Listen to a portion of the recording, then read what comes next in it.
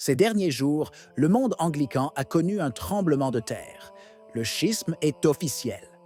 Mais la nouvelle, plus qu'anglicane, sonne prophétique pour nous, catholiques, car les raisons nous semblent étrangement familières. Restez avec nous pendant que nous explorons ensemble ce que ce schisme nous dit sur l'avenir du catholicisme.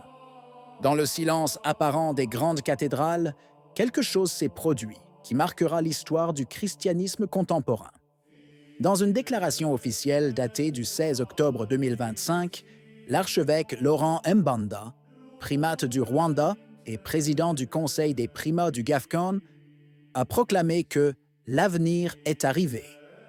Avec ces mots, la partie la plus fidèle et la plus traditionnelle de la communion anglicane a pris son destin en main, se déclarant non plus partie, mais héritière de la véritable communion. C'est l'acte de naissance de la Communion anglicane mondiale, le nouvel organisme ecclésial qui rejette l'autorité de Canterbury et fonde son unité exclusivement sur l'Écriture sainte. Les raisons du schisme anglican n'étaient ni politiques ni économiques, mais profondément théologiques.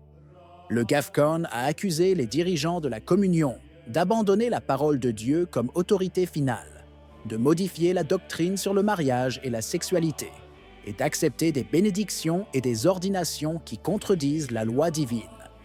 Il dénonçait que la discipline ecclésiastique avait été remplacée par le compromis, que la morale avait été réinterprétée dans une optique culturelle et que l'autorité de Canterbury n'avait pas réussi à sauvegarder la foi des pères. Ce sont des accusations qui, pour un catholique fidèle à la tradition, sonnent comme familières. Chaque fois que l'Église cède aux pressions du monde, chaque fois que le mot pastoral est utilisé pour masquer une faiblesse doctrinale, chaque fois qu'une tentative est faite pour adapter l'Évangile à la mentalité du siècle, une fracture se creuse. C'est l'histoire d'une rupture, mais aussi d'une revendication. Nous n'avons pas quitté la communion, déclare-t-elle. Nous sommes la communion. Un cri qui ne peut laisser le monde catholique indifférent, car ces mots résonnent avec une résonance inquiétante. Lorsqu'une partie du corps ecclésial se sent obligée de choisir entre la vérité et l'obéissance, la fracture est déjà en cours. GAFCON, fondé à Jérusalem en 2008 pour défendre la fidélité aux Écritures, se présente désormais comme un nouveau centre spirituel pour des millions d'anglicans. Et tandis que l'Occident est divisé sur la morale, l'Afrique et l'Asie réaffirment la loi divine. Ce clivage est éloquent et soulève également des questions pour nous, catholiques. Qu'advient-il lorsque la foi devient négociable et que la doctrine s'adapte à la pratique? Quiconque considère le schisme anglican à travers une lentille catholique ne peut s'empêcher de remarquer une analogie inconfortable. Lorsqu'un corps ecclésial se divise sur le fondement de la foi, cela signifie que la crise ne naît pas d'un épisode isolé, mais d'une longue érosion de la doctrine. C'est ce que craignent de voir se répéter de nombreux fidèles catholiques aujourd'hui, notamment les plus attachés à la tradition. Dans le monde anglican, la mèche a été allumée lorsque l'Écriture a été relativisée, traitée non plus comme une norme immuable, mais comme un matériau à réinterpréter à la lumière de l'époque. Dans notre monde catholique, la tentation n'est pas différente. On invoque le soin pastoral pour justifier des ouvertures que la doctrine n'autorise pas. Et on parle de bénédiction non rituelle pour des situations qui restent, par essence, contraires à l'enseignement pérenne. Fiducia. Supplicans et ses applications ont ouvert une plaie que beaucoup ressentent encore lancinante. Le problème n'est pas la miséricorde, mais sa distorsion. Même chez les anglicans, tout a commencé avec un langage inclusif, avec l'appel à leurs accueils, avec la promesse d'une Église plus proche des gens. Mais l'accueil, dépouillé de vérité, n'est rien d'autre qu'une complicité. C'est ce que dénonce clairement le GAFCON.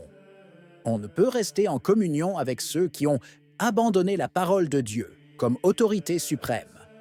Une phrase qui pourrait être lue, aujourd'hui, comme un avertissement pour le catholicisme contemporain.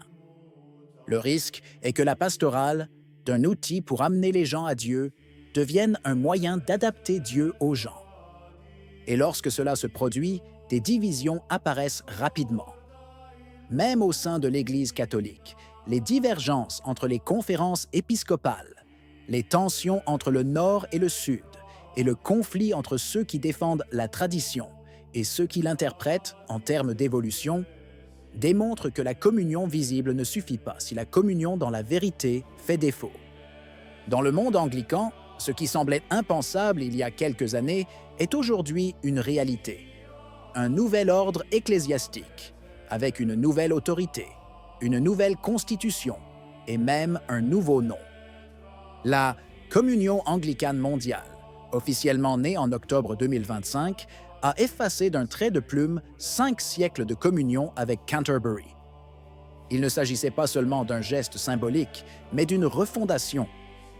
Gafcan prétend réorganiser la communion anglicane sur une seule fondation, la Sainte Bible, traduite, lue, prêchée, enseignée et obéie dans son sens canonique et littéral.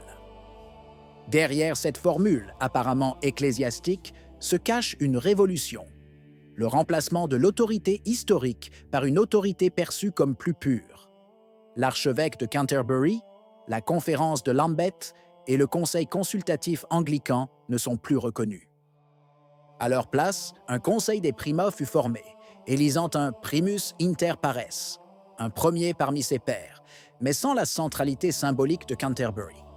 Ce fut la naissance d'une église parallèle, qui prétendait non pas se rebeller, mais protéger. Pour un catholique, c'est un signal incontournable. Chaque fois qu'une autorité ecclésiastique est perçue comme infidèle à la doctrine, la tentation de la refonder surgit. Il ne s'agit pas de rébellion, mais de survie spirituelle. Les fidèles souhaitent demeurer dans la vérité, et non simplement dans une structure. Pourtant, l'histoire nous enseigne que la division a toujours un prix. Le nouvel ordre anglican est né parce que l'ancienne structure avait perdu sa crédibilité morale. Mais cela peut aussi arriver à Rome, si la hiérarchie perd le sens du dépôt de la foi dans la poursuite du consensus mondial. Des signes de fatigue et de suspicion sont déjà visibles. Des diocèses qui interprètent les directives doctrinales de manière opposée. Des conférences épiscopales qui évoluent dans des directions divergentes. Des fidèles désorientés qui cherchent refuge dans des communautés plus rigides ou plus orthodoxes. Dans le monde catholique, nous n'avons pas encore atteint le point de rupture, mais la parabole anglicane est un avertissement prophétique. Lorsque la vérité est perçue comme négociable, la communion se transforme en administration et l'unité n'est soutenue que par la bureaucratie. Les anglicans du Sud ont réagi en refondant leur Église. Les catholiques du monde entier doivent réagir en préservant la leur, en empêchant qu'elle soit remodelée par ceux qui préfèrent l'adapter à leur époque, plutôt que de les convertir. Qu'en pensez-vous? Si vous avez aimé la vidéo, laissez un commentaire. Amen. Que Dieu vous bénisse.